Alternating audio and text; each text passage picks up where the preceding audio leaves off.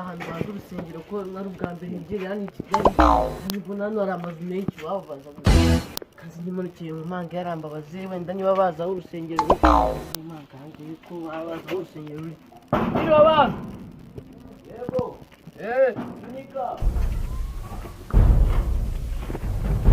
mwiriwe mukomere cyane mukomere n'ukuri yego abahungu ndi umusore umusore none se ko mbona iyo biri hano urabona ari kusengera hano ni mu rugo hano ntabwo ari kusengera ariko wayoje cyangwa wasaze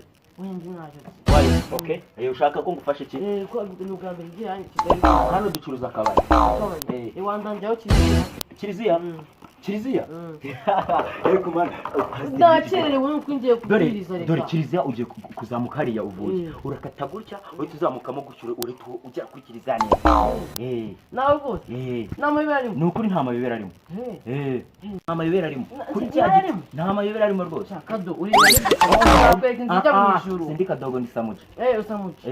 nzakweka inzu ijya mu ijuru inzira ijya mu ijuru pastor agereka ku nzira ubaye utazi inzira ijya ku rusengero uzanyereka inzira ijya mu ijuru aca